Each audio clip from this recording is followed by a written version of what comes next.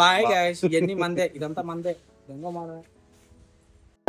మా బామర్దన్ అయితే తీసుకొని నేనైతే రాజంపేటకి అయితే బయలుదేరిపోయా. రాజంపేటలో ఉన్న వాళ్ళకైతే తెలుసుంటది, బండ్రాల వీధిలో పైన పరదాలు అయితే బాగా కట్టినారు ఎండకి నీడ కోసం. పొద్దుటూరులో దొరకని సామాన్ అయితే కొన్ని రాజంపేటలో అయితే తీసుకున్నాం, మర్చిపోయినట్టు చిన్న చిన్న సామాన్ తో తీసుకొని డైరెక్ట్ కూల్ డ్రింక్ షాప్ దగ్గరికి వెళ్ళిపోయాం. కూల్ డ్రింక్స్ హోల్సేల్ షాప్ వచ్చేసి కోల్కట్ దగ్గర కొత్తగా అయితే పెట్టినారు. మనకి ఏదైతే సేల్స్ అవుతాయి ఎక్కువ పల్లెటూరులో అవి అయితే తీసుకున్నాం కొన్ని. ఎందుకంటే ఫస్ట్ టైం పెడుతున్నాం కాబట్టి కొన్ని తీసుకొని చూసి మళ్ళీ ఏవైతే వెళ్తాయో అయ్యే తీసుకొని వెళ్తాము. మనకు కావాల్సిన కూల్ డ్రింక్స్ అన్ని అయితే తీసేసుకున్నాము. వచ్చేసి అన్ని హోల్సేల్ రేట్లు అయితే పడతాయి. మనకు వచ్చేసి transport charges plus cool charges వచ్చేసి పడతాయంట. అవన్నీ పాను మనకు మిగిలేదు కొంచెమే అంట. మేమైతే ఫస్ట్ టైం మనకు తెలియదు ఇదంతా. అన్ని తీసుకొని ఇంటి దగ్గర అయితే పెట్టేసినాం మొత్తానికి. పోతే రాత్రి అంతా చాలా సేపు కూర్చొని ఇవన్నీ నింపేసుకున్నాం మేము తెచ్చిన సామాన్ అంతా.